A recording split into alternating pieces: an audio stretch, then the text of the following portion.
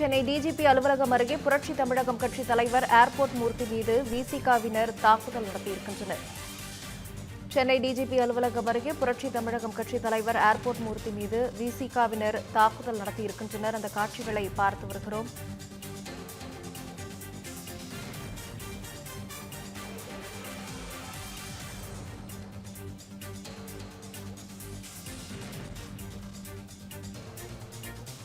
விசிக தலைவர் திருமாவளவன் தன்னை கொலை செய்ய முயல்வதாக ஏர்போர்ட் மூர்த்தி புகார் அளித்திருந்தார்.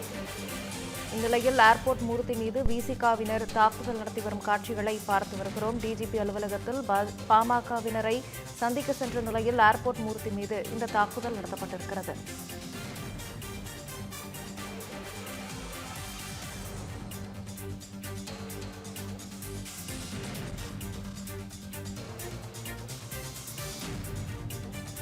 ஏர்போர்ட் மூர்த்தி மீது விசிகாவினர் தாக்குதல் நடத்தி வருகின்றனர். அந்த காட்சிகளையும் நாம் ஒருபுறம் நேரலையில் பார்த்து வருகிறோம். இது தொடர்பான கூடுதல் விவரங்களை நம்முடைய செய்தியாளர் செந்தில்குட்டியிடம் கேட்டு பெறலாம். செந்தில்குட்டி, வணக்கம். என்ன நடந்தது, விவரம்? பாமக சார்பில் சென்னை டிஜிபி அலுவலகத்தில் ஒரு புகார் ஒன்றை அளிப்பதற்காக வருவதாக தெரிவித்திருக்கிறார்கள். குறிப்பாக பாமக மாநில நிர்வாகியும் ஆடுதுறை பேரூராட்சி தலைவருமாக இருக்கக்கூடிய மா.க. ஸ்டாலினை நேற்று ஒரு கும்பல் நாட்டு வெடிகுண்டு வீசி கொல்ல முயன்றது. இது தொடர்பாக புகார் அளிப்பதற்காக பாமகவில் இருக்கக்கூடிய சட்டமன்ற உறுப்பினர் அருள் சேலம் அருள் சென்னை டிஜிபி அலுவலகத்திற்கு புகார் அளிப்பதற்காக வருவதாக தெரிவிக்கப்பட்டிருந்தது. அவரை சந்திப்பதற்காக புரட்சி தமிழகம் கட்சியினுடைய தலைவராக இருக்கக்கூடிய ஏர்போர்ட் மூர்த்தி அவர்கள் சந்திப்பதற்காக டிஜிபி அலுவலகம் முன்பாக நின்றிருக்கிறார். அப்போது திடீரென அந்த பகுதிக்கு 4-5 பேர் வரை ஒரு கும்பல் அவரை திடீர் தாக்குதலில் ஈடுபட்டார்கள். இதில் அவரை கடுமையாக தாக்கி நீண்ட தூரத்திற்கு அவரை கட்டி கம்பு உள்ளிட்ட ஆயுதங்களால் தாக்கி தொடர்ந்து விரட்டி இருக்கிறார்கள். இந்த சம்பவம் குறித்து பின்னர் அவர் அவரிடம் கேட்டபோது தொடர்ந்து தனக்கு கொலை மிரட்டல் விடுக்கப்பட்டு வருகிறது, விசிக கட்சியினர் தன்னை கொலை மிரட்டல் செய்ய முயற்சித்து வருவதாக அவருடைய தரப்புல விளக்கம் அளிக்கப்பட்டிருக்கிறது.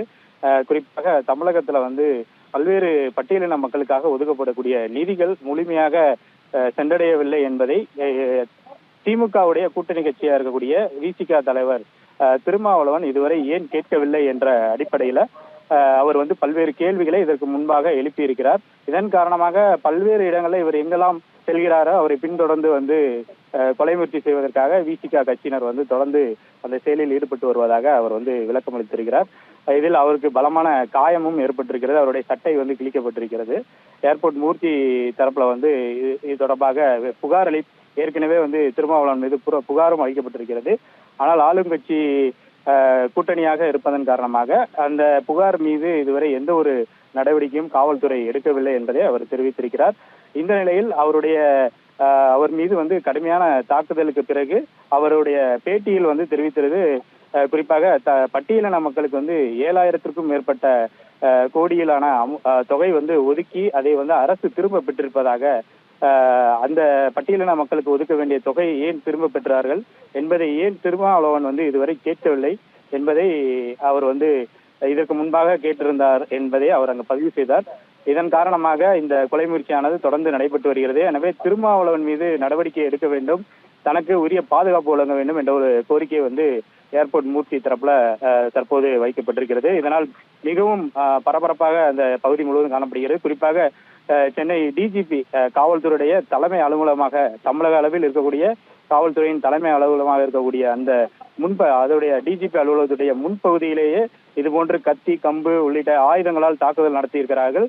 காவல்துறை யாருமே அதை தடுக்க முற்படவில்லை. இதன் காரணமாக இந்த பகுதி முழுவதுமே ஒரு சட்டம் ஒழுங்கு பாதிக்கக்கூடிய ஒரு நிலை கொஞ்சம் சிறிது நேரம் ஏற்பட்டிருந்தது.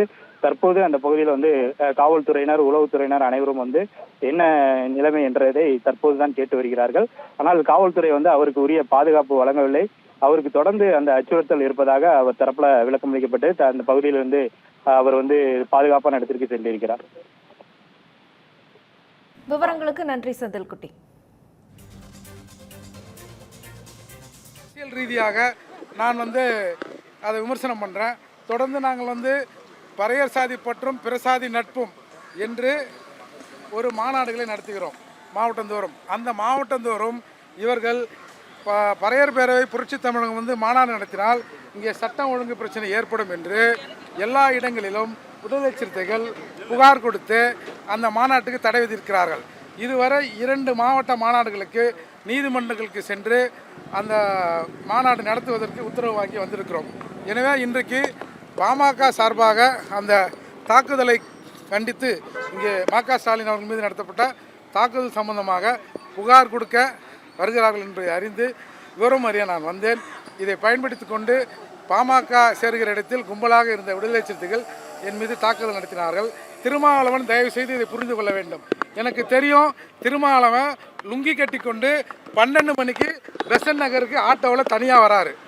அப்போது நான் நினச்சேன்னா என் வீடு இருக்கிற பெசன்ட் நகரில் ஆட்டோவில் வர திருமாவளவனை இங்கே வாப்பா அப்படின்னு நான் கூப்பிட்றதுக்கு எனக்கு தெரியும். ஆனால் இந்த போக்கை திருமாவளவன் தயவு செய்து விட வேண்டும். இதுவரை நான் 2 முறை புகார் கொடுத்திருக்கிறேன், திருமாவளவன் என்னை கொலை செய்ய முயற்சிக்கிறார் என்று.